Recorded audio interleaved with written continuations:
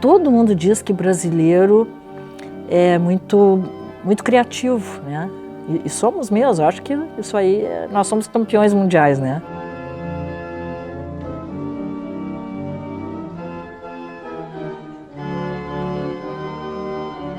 Eu acho que filosofia sempre é bom, né? É uma coisa que te põe um pouco a refletir, a pensar mais nas coisas da vida, né?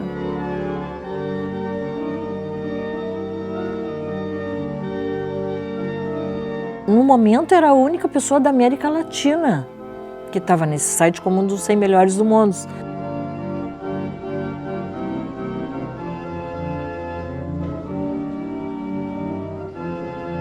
Eu acho que todo autor quer ver que a obra foi executada também. Ele fez a obra, mas aquilo está seguindo ali, né?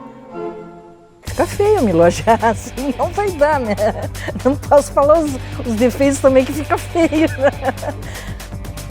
Eu acho que a Anne Schneider é uma pessoa que procura fazer a sua parte no mundo, isso certamente. Eu procuro tocar, inclusive, as coisas nossas e claro, a gente sempre acho que tenta fazer o melhor possível. Em suma, seria essa a Anne Schneider.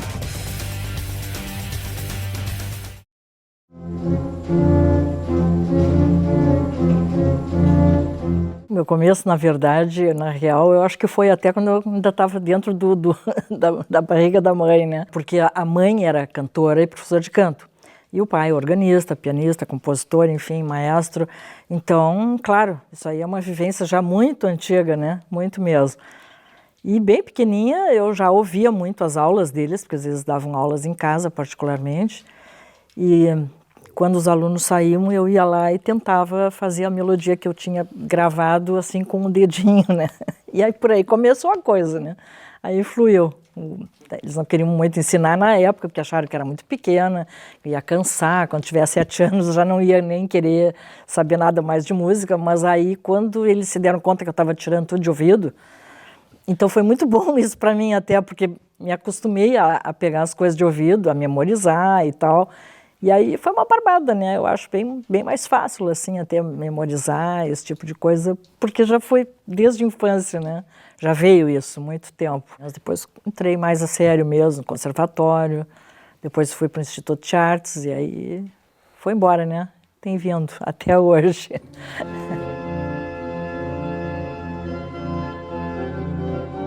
Na realidade, eu entrei, ainda não era faculdade. O Instituto de Artes, era Belas Artes, né? Era uma escola, a melhor escola que tinha de música, mas não era a universidade. E eu entrei então com menos idade. Eu entrei lá, acho que devia ter uns 13, 14 anos por aí.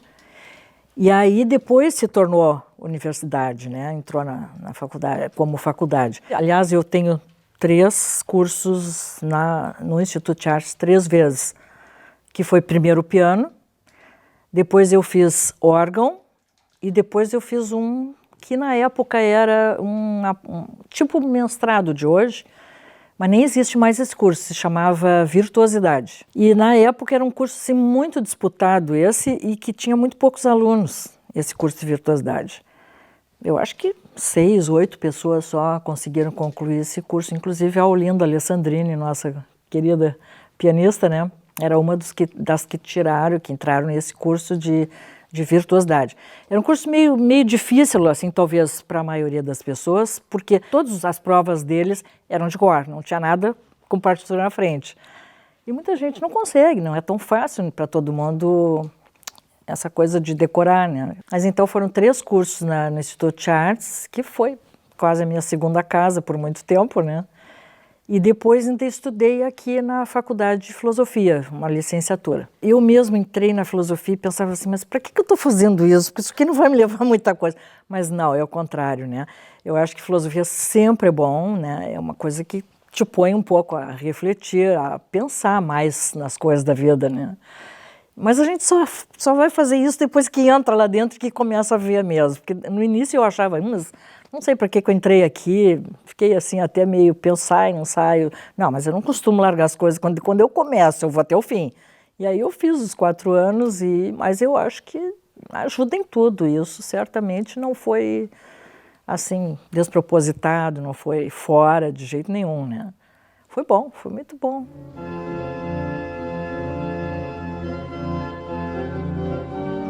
Eu acho que as aulas eram excelentes. Nós tivemos uma sorte assim de pegar uma turma de professores, Schauser, Gerd Bornheim, Cirne Lima, e um que mais sempre me impressionou e que viramos até muito amigos, que era o Frei. Na época ele era o Frei Antônio Scheuich. Depois ele foi bispo aqui em Porto Alegre. E esse frei era um frei capuchinho na época, ele vinha com aquelas roupas de capuchinho, né, sandálias franciscanas, e nos dava aula de teoria da arte. E era ótimo aquela filosofia da arte. Ele mostrava muito esses quadros todos famosos, que a gente achava bonito, mas nunca tinha analisado um quadro inteiro, assim. E cada aula dele era uma inspiração para todo mundo. Vinha gente de tudo que era faculdade, assim, sociologia, até engenharia, geologia, vinha todo mundo, porque era uma coisa tão bonita, linda aquela aula dele, se aproveitava um monte, né? Assim, espetacular mesmo.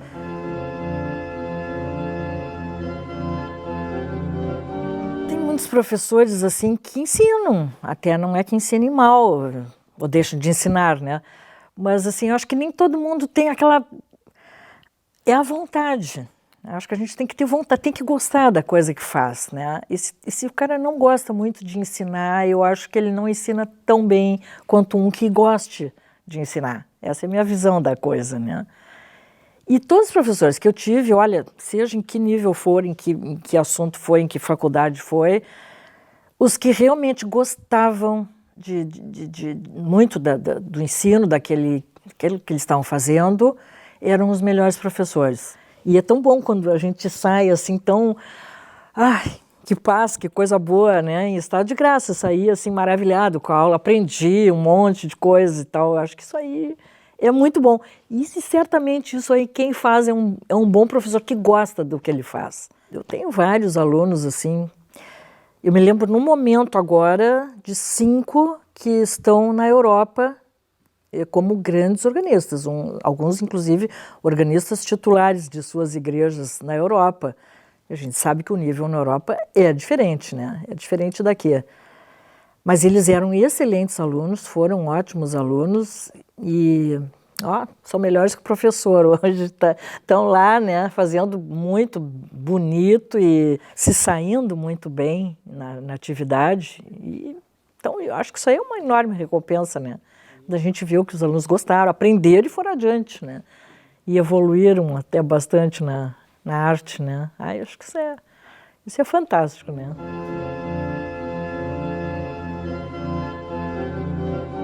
Não sei se a gente não vê muito música brasileira nos próprios concertos aqui do Brasil. As pessoas não colocam muito músicas de artistas brasileiros. Eu não sei tudo por quê, não saberia todas as causas, mas uma eu acho que é o próprio ECAD, dos direitos autorais, né? Porque assim, se tu toca um compositor que tem menos de 70 anos da morte, ou tu leva uma multa, ou tu tem que pagar muito caro para tocar aquele. Então, o pessoal não toca. Para que vai se incomodar, né? Então, muitas vezes deixam de executar compositores que já não faleceram há mais de 70 anos, que seriam os bem mais antigos, por causa dessas coisas assim. Então, isso aí é um dos motivos. Não deve ser o único, mas talvez isso é um. Talvez esse outro que eu citei, que o pessoal acha assim, sempre as coisas de fora são melhores do que as nossas, né? E na realidade não é assim também. Mas tu vê, o meu foi o segundo CD com obras de brasileiros no Brasil. Por que isso, né? É sinal que muita gente não toca brasileiro, então. O que é uma lástima. Né? Maravilhas de composições aí. E é de se pensar, né? E até o que a gente poderia fazer para botar isso em frente, né? Se cada um fizer a sua parte e começar a puxar um pouco mais para o lado dos autores brasileiros, mas são poucos que fazem isso, muito poucos. A gente podia tentar melhorar isso cada vez mais e o ECAD também não atrapalhar a vida de ninguém, né? Porque aí então aí estamos com tudo na mão, né?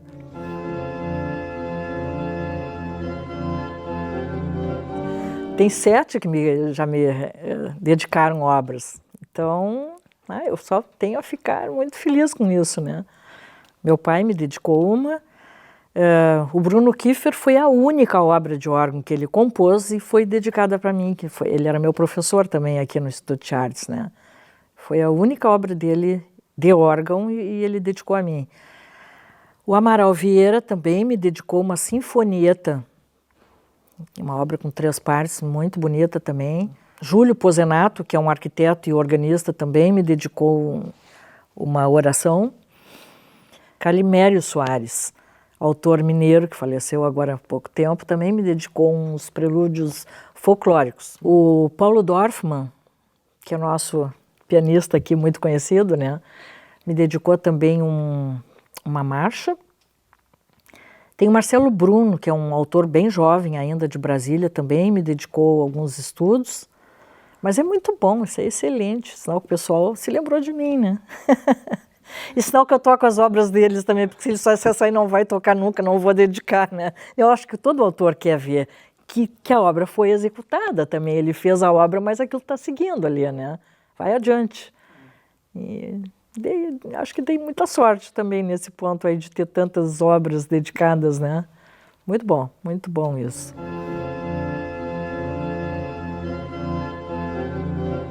Quando eu fui convidada pelo Flávio Oliveira, que era o programador da rádio da universidade na época, e o Ilgo Vink, que também era o diretor da rádio nesse momento, eles me convidaram para fazer um programa de órgão. Eu, claro, beleza, achei uma maravilha fazer isso, mas eu fiquei pensando assim, sabe, aquela coisa que a gente cá com os meus botões, né? Mas órgão, será que o pessoal vai ouvir um programa de órgão de tubos? Não sei, mas eu achei meio estranho. Acho que não vai durar muito, acho que isso vai ser 1 ano, alguma coisa assim, que vai acabar. E, para surpresa minha, vai fechar 20 anos agora, né? E pelo que o pessoal da rádio me falou, tem uma boa audiência esse programa. Então, maravilha. E eu acho que é engraçado, a gente acha, as pessoas não ouvem muito a rádio. Ouvem. É uma inverdade isso, que a rádio não seja assim tão ouvida, né? Ouvem sim. E às vezes, pessoa que eu nunca vi, uma pessoa desconhecida, estou no supermercado e entra lá uma senhora e me diz assim, eu ouvi o seu programa domingo e aquela música de Bach eu gosto muito, sabia o que era o programa, sabia tudo. É porque sinal que a pessoa ouviu, né? Então, assim, é muito legal isso, a gente vê o retorno que às vezes dão na rua, pessoas que eu nem conheço, né? Mas, 20 anos é uma marca já, né? O programa já está quase jurássico, é um dos mais antigos a essas alturas aqui na rádio, né? É muito bom.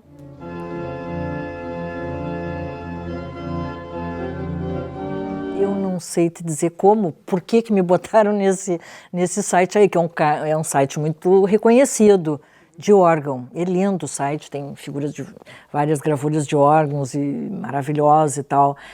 Eu não sei, um belo dia, eu não sabia disso. Quem descobriu foi um colega de São Paulo, olha como são as coisas, né? Mas hoje o mundo está todo interligado com a internet, né? E ele me disse assim, Anny, tu visse que parabéns, que tu está lá nesse site polonês, o que tu está falando? Não, aí eu te mando, ele mandou escrito o que era o site e tal, e estava lá meu nome. Bom, não entendo muito polonês, mas deu para ver o que era, né? Depois amigos também me falaram polonês. Foi incrível, assim, uma surpresa para mim.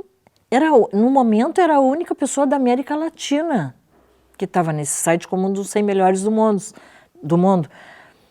E aí até veio uma reclamação do pessoal aqui do Uruguai, como que a organista maior deles, que teve aqui agora, essa que estava em minha casa, aí eles reclamaram, essa moça não estava. E realmente ela é uma excelente, para mim é uma das melhores do mundo.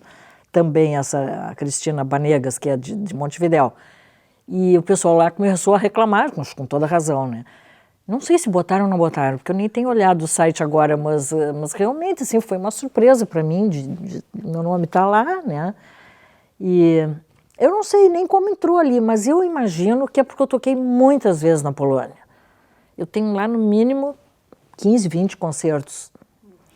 Então, alguém que viu, acho que botou, mas eu não sei nem quem foi, como a coisa aconteceu, eu não sei te dizer. Está lá meu nome, né?